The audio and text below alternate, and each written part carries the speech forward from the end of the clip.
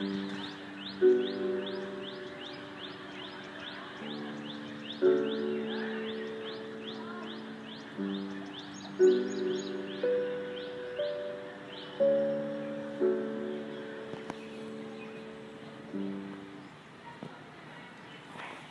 दोस्तों, स्वागत है आपका इस नए वीडियो में नए चैप्टर के साथ। इस वीडियो में हम बात करने वाले हैं चैप्टर 13 सूर्यकांत त्रिपाठी निराला के बारे में।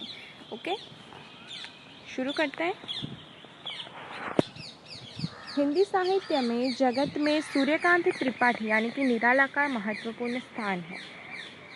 निराला जो है वो जिस युग में कविता लिख रहे थे उस युग में भारतीय समाज अनेक प्रकार के सामाजिक और आर्थिक परिवर्तनों से गुजर रहा था। पूंजीवादी व्यवस्था द्वारा किए जा रहे शोषण को देखकर निराला जो है वो बहुत ही बेचैन होते थे। ठीक है, जो निराला यानी कि सूर्यकांत त्रिपाठी है उनका दूसरा नाम क्या है, निराला है। और वो जिस युग के कवि थे उस युग में क्या हो रहा था, सामाजिक और आर्थिक परिवर्तन हो रहे थे। ठीक है, सारी नई नई घटनाएं हो रही थी सामाजिक या आर्थिक। ओके, तो उन सबको देखकर वो बेचैन हो जाते थे कभी कभी। उनकी अनेक रचनाओं में यह बेचैनी और पीड़ा झलकती है। वह तोड़ती पत्थर कविता में भी एक श्रमिक नारी के जीवन और उसके प्रति समाज की हृदयहीनता का अंकन किया गया है। निराला का अपना जीवन भी कष्ट भोगते हुए बीतता है। यानी जो निराला है वो उनका खुद का जीवन भी ऐसे ही गुजरा है, दुख में गुजरा है। उसमें सुख आनंद की लहरें कुछ ही दिनों के लिए आई, जिनकी स्मृति के सहारे उन्होंने शेष जीवन बिताया। मौन कविता में कवि अपने प्रिय के साथ कुछ समय चुपचाप बिताना चाहता है। वह तोड़ती पत्थर देखा उसे मैंने इलाहाबाद के पथ पर, वह तोड़ती पत्थर कोई न छायादार पेड़ वह जिसके तले बैठी हुई स्वीकार, शाम तन भर बंधा यौवन नत नयन प्रिय कर्मरत मन, गुरु हथौड़ा हाथ करती बार बार प्रहार, सामने तरु मालिका अट्टालिका प्राकार। तो ये कविता का फर्स्ट है कि वह तोड़ती पत्थर। ओके, उसके बारे में हम देखेंगे कि निराला ने क्या इसमें कौन सा प्रसंग बोला है। ठीक है, वह तोड़ती पत्थर कविता छायावाद के प्रमुख कवि निराला द्वारा रचित है। ठीक है, इसकी रचना किसने करी है, कवि कौन है, निराला यानी कि सूर्यकांत त्रिपाठी। यह उनके कविता संग्रह है अनामिका में संकलित है। ये कविता कहाँ से ली गई है, तो अनामिका में से ली गई है। ओके, उनका जो काव्य संग्रह है उसमें से अनामिका नाम के पुस्तक में से ये वह तोड़ती पत्थर कविता को लिया गया है, याद रखना। ओके, सर्वप्रथम यह कविता सुधा मासिका पत्रिका में मई 1937 में प्रकाशित हुई थी। अभी जो हमने अभी कविता पढ़ी उसके बारे में देखते हैं कि कविता पढ़कर आप पहले जान चुके होंगे कि यह एक श्रमिक नारी पर लिखी गई है। कविता पढ़ के हमें ये पता तो चल गया कि किसी लड़की के बारे में बात हो रही है जो श्रमिक है, यानी कि जो मजदूर है, जो सड़क के किनारे पत्थर तोड़ रही थी। कवि ने उसके इलाहाबाद की किसी सड़क पर काम करते हुए देखा है और उसी चित्र को उन्होंने यहाँ खींच लिया है। इलाहाबाद की किसी सड़क पर काम में लगी एक श्रमिक महिला को देखकर निराला जी ने लिखा है कि वहाँ जहाँ बैठी काम में लगी है वहाँ कोई छायादार पेड़ भी नहीं, यानी कि धूप में वो पत्थर तोड़ रही थी, जो उसे गर्मी की प्रखरता से उसकी तेजी से बचा सके। पर उसे इस स्थिति से कोई भी शिकायत नहीं है। जो यहाँ पे हम देख सकते हैं कि ये निराला जी खड़े हैं और वो एक श्रमिक स्त्री है जो धूप में पत्थर तोड़ रही है। ठीक है, लेकिन इतनी धूप के बावजूद वो पत्थर तोड़ रही है, इस स्थिति से उस लड़की को कोई ऐतराज़ नहीं है, कोई शिकायत नहीं है। वह तो इस स्थिति को स्वीकार कर रही है। सोचिए क्यों? क्योंकि वह जानती है कि जब कठिन श्रम करना ही है तो अनुकूल परिस्थितियों की कल्पना ही व्यर्थ है। अगर हमारे नसीब में ही श्रम करना लिखा है, मेहनत करना लिखा है, तो फिर खाली खाली कल्पनाओं में जीने का क्या फ़ायदा। वो ऐसा समझती है, इसलिए उसके चेहरे पर कोई ऐसा दुख नहीं है कि वो ऐसा काम कर रही है, वो भी ऐसी सिचुएशन में, कड़ी धूप में। ओके, कवि की दृष्टि पहले श्रमिक महिला के शारीरिक रूप सौंदर्य की ओर जाती है। उसका जो शरीर है वो सांवला है। वस्तुतः धूप में काम करने वाली सभी श्रमिकों का रंग धूप में सांवला ही पड़ जाता है। वह युवती है और निरंतर श्रम करने के कारण उसका शरीर जो है वो सुगठित है, यानी कि देह रचना सुडौल और सुघड़ है। उसकी झुकी आंखें बड़ी प्यारी लग रही थी। उसका मन भी काम में पूर्ण तन्मयता से लगा था। हाथ में भारी हथौड़ा लेकर वह बार बार पत्थरों पर चोट कर रही थी और उन्हें तोड़ रही थी। ठीक है, ये इस फकरे में, इस पैराग्राफ में क्या है कि कवि ने, यानी कि निराला जी ने उस लड़की के बारे में वर्णन किया है कि वो कैसी दिख रही थी। ठीक है, फिर उसके बाद कवि परिवेश की परस्पर विरोधी स्थिति का चित्रण कर रहा है। वो कहता है कि जहाँ एक और वह मजदूरनी गर्मी में छायाहीन वृक्ष के नीचे काम कर रही है। छायाहीन वृक्ष यानी कि वही कोई वृक्ष भी नहीं है और इतनी गर्मी में वो काम कर रही है। वहीं उसके एकदम सामने के परिवेश में संपन्नता और सुख सुविधा झलक रही है। वहाँ सुंदर सजावटी वृक्षों की पंक्तियाँ हैं, ऊंचे विशाल भवन है जिसकी चारों ओर सुंदर दीवारें हैं। तो एक तरफ ये लड़की ऐसे काम कर रही है और उसकी दूसरी तरफ एक ऐसा नज़ारा है कि वहाँ बहुत सारे पेड़ लगे हैं, बहुत ऊंचे ऊंचे भवन यानी कि बहुत ऊंचे ऊंचे घर हैं और सारे सुख सुविधाएं दिख रही है। कविता की इन पंक्तियों में यह संकेत स्पष्ट है कि संभ्रांत नागरिकों की बस्ती है। वे लोग सुख सुविधा के बीच अट्टलिकाओं में परकोटों से घिरे बैठे हैं और आसपास की परिस्थितियों से बेखबर अपने आप में सिमटे हुए हैं। ये जो ये जो घर है, बड़े बड़े भवन है, उसमें जो लोग रह रहे हैं ये सारी स्थितियों से अनजान हैं, दुख से अनजान लग रहे हैं। वो अपने आप में ही सिमटे हुए यानी कि अपने आप में ही मस्त है। जबकि उन भवनों का निर्माण करने वालों को मौसम की मार से बचने की भी सुविधा नहीं है। उन भवनों का निर्माण करने वाले यानी कि जो हमारा घर बनाने वाले मजदूर हैं, हमने उनके घर देखे हैं, है ना, उनके पास मौसम की मार से बचने का भी कोई उपाय नहीं होता। यानी कि उनके घर ऐसे होते हैं, उनकी झोपड़ियाँ ऐसी होती है कि उसमें सीधी धूप आती रहती है या फिर बारिश के मौसम में भी वो टिक नहीं पाते, ऐसे होते हैं। तो जो हमारे लिए घर बनाते हैं, खुद उनके लिए रहने की कहीं जगह नहीं होती है। उपयुक्त पंक्तियों में कविता का सामान्य अर्थ बताया गया है। आप जानते हैं कि निराला जो है वो सिद्ध कवि है। वे शब्दों और वर्ण वस्तु का चयन विशेष आशय से करते हैं। जैसे इनकी पंक्तियों में देखिए कि कोई न छायादार पेड़ वह जिसके तले बैठी हुई स्वीकार, श्याम तन भार बंधा यौवन यानी कि नत नयन प्रिय कर्मरत मन। यानी कि अभी एक बार फिर से इसके प्रसंग को पढ़कर वापस हम कविता की ओर जाएं, उसके शब्दों की ओर जाएं, तो हमें आसानी से कविता समझ में आने लगी कि निराला जी ने कितनी सिंप्लिसिटी से उनको व्यक्त किया है, सिचुएशन को व्यक्त किया है।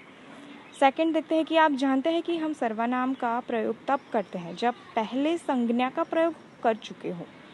यहाँ कवि ने कविता का प्रारंभ वह सर्वनाम से किया है, वह।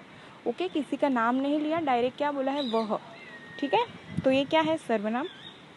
पूरी कविता में वह के लिए कोई नाम नहीं है। ठीक है, सर्वनाम क्या है, वह है। वह यानी कि उस लड़की के बारे में बात हो रही है, लेकिन उसका नाम नहीं बताया हमें। ओके, बता सकते हैं ऐसा क्यों है? कवि यदि चाहता तो मजदूरनी के लिए कोई भी नाम दे सकता था, पर नाम न देकर वह क्या व्यक्त करना चाहता था, ये कि किसी एक श्रमिक विशेष पर नहीं है, वो किसी उसी लड़की के बारे में नहीं था, वो सारी उन लड़कियों के, उन सारे मजदूरों के बारे में उन्होंने बोला था। इसीलिए उन्होंने उस मजदूरनी को नाम नहीं दिया, उस लड़की को नाम नहीं दिया, उन्होंने वह कहकर उन सारे मजदूरों को संबोधित किया है। ओके, समझ गए? फिर देखते हैं कि किसी भी सड़क के किनारे पत्थर तोड़ने वाली मजदूरनी की कठिनाइयाँ और कार्य परिस्थितियाँ एक सी होती हैं। जो ये काम कर रहे हैं वो उन सारे मजदूरों की, उन सारी लड़कियों की परिस्थिति तो एक ही होगी, तभी वो काम कर रहे हैं ना। इस प्रकार नाम महत्वपूर्ण नहीं है।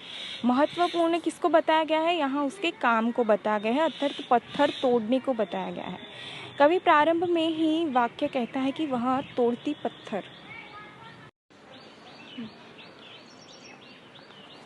फिर थर्ड देखते हैं कि यहाँ व्यक्ति का नाम न देने वाला कवि सड़क की पहचान के लिए नाम देता है। ठीक है, उसने कवि ने क्या करा है कि जहाँ वो पत्थर तोड़ रही है उस सड़क का नाम बोला है कि वो इलाहाबाद के पथ पर है। ठीक है, इलाहाबाद के पथ पर मैंने उसको देखा, तो जगह का नाम बोला लेकिन उस लड़की का नाम नहीं बताया। तो यहाँ पूछ सकते हैं कि नाम न देने से क्या अर्थ अधिक व्यापक नहीं होता। यहाँ पथ पर के साथ इलाहाबाद नाम देकर इसी घटना को सच्चा और प्रामाणिक बताना चाहा है कि ये घटना सच्ची है। ये बताने के लिए, ये जताने के लिए कवि ने जगह का नाम दिया है कि ये मैंने उसको इलाहाबाद के पथ पर देखा। ओके, समझ गए।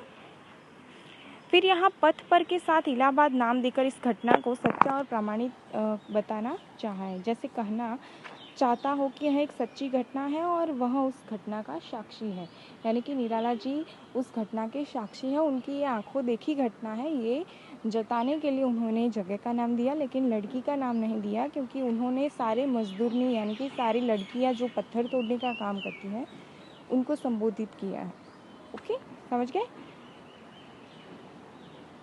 सभी कुछ उसके सामने हुआ है और यह इलाहाबाद की देखी हुई घटना है। अगले कथन में स्वीकार के प्रयोग पर ध्यान दीजिए। जहाँ बैठकर वह काम कर रही थी वह जगह छायादार नहीं थी, या वहाँ क्या थी, कोई पेड़ नहीं था, बहुत ही धूप थी। ठीक है, तो पर इस स्थिति का वो स्वीकार करती है। यहाँ कवि का आशय है कि मजदूर जिन परिस्थितियों में काम करते हैं वे उनके अनुकूल नहीं होते, प्रतिकूल होते हैं, पर वे इन प्रतिकूल परिस्थितियों के होते हुए भी बखेड़ा खड़ा नहीं कर रहे हैं, बल्कि उन्हें स्वीकार कर काम करते रहते हैं। यानी कि अभी स्वाभाविक चीज़ है कि कोई भी मनुष्य हो, कोई भी मानव हो, उसको सुख सुविधा चाहिए, है ना। हमारे पास जो है अगर हमें उससे बेहतर चाहिए, राइट। तो वो भी मजदूर है लेकिन वो भी, उसकी भी कुछ इच्छाएं होती होंगी, है ना। तो यहाँ निराला जी कहते हैं कि वो इन प्रतिकूल परिस्थिति, यानी कि प्रतिकूल मीन्स इस कड़ी धूप में वो छाया तो मांगती ही होगी कि काश कोई छायादार पेड़ या ऐसा कुछ होता, तो वो काम भले ही कर रही है लेकिन अच्छे से कर पाती, धूप कितनी है ना, समझ रहे हो। तो यहाँ पे क्या है कि प्रतिकूल परिस्थिति है फिर भी वो लड़की उसका विरोध नहीं कर रही है। ओके, उसका विरोध नहीं कर रही है, उसके अनुकूल होकर वो काम कर रही है और उसका इस बात से वो बिल्कुल भी नाराज नहीं है। ठीक है, अगली दो पंक्तियों पर देखते हैं कि श्याम तन भर बंधा यौवन, नत नयन प्रिय कर्मरत मन। यानी कि सांवले रंग का शरीर, बंधे परिपुष्ट अंगों से झलकता यौवन। कथन से स्पष्ट है कि वह महिला, जो श्रमिक महिला थी, वो खूबसूरत थी। ठीक है, उसकी आंखों में कोई श्रृंगार या उच्च श्रृंखलाता का भाव नहीं था और ना ही उसने कोई श्रृंगार किया था। ठीक है, पर उसकी आंखों में आंखें झुकी है जो उसके शील भाव को व्यंजित कर रही है। युवती के प्रसंग में कवि प्रायः उसके प्रिय का उल्लेख करते हैं जिस पर उसका मन हो। यहाँ भी कवि उसके प्रिय का उल्लेख करता है, पर यह प्रिय कोई व्यक्ति नहीं, वह कर्म है। ठीक है, यहाँ भी एक प्रिय का उल्लेख है। ठीक है, देख रहे हो, प्रिय का उल्लेख है, लेकिन ये प्रिय किसी ऐसा उसको चाहने वाला ये इस संदर्भ में नहीं है। प्रिय है उसका कर्म, उसका काम, उसके संदर्भ में उस प्रिय बोला गया है। ठीक है, समझ गए। तो वो क्या है, कर्म, यानी कि जो वो काम कर रही है, पत्थर तोड़ने का जो काम कर रही है, उस पर उसका मन है और उस पर उसकी आंखें हैं। तो इसलिए कहा है कि नत नयन प्रिय कर्मरत मन।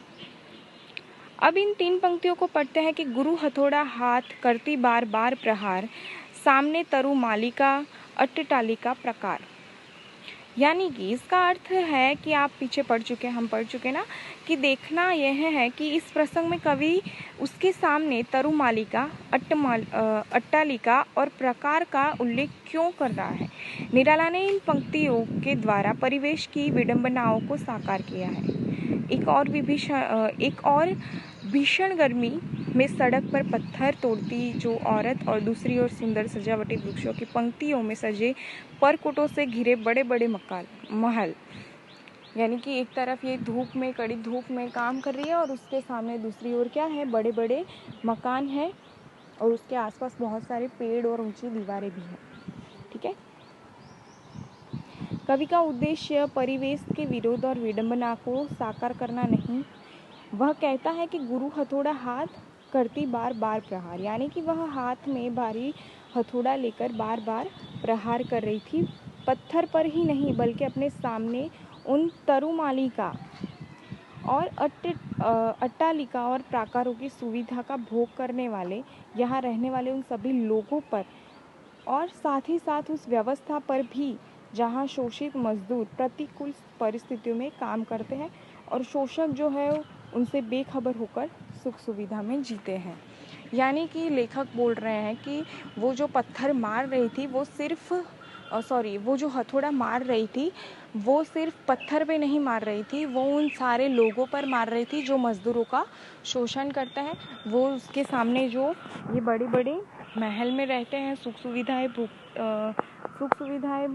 भोगते हैं, ठीक है, उन सभी पर वो हथौड़ा मार रही थी। ओके, मन ही मन। ठीक है, तो ये था वह तोड़ती पत्थर में। ठीक है, तो हमने देखा कि इसमें क्या था,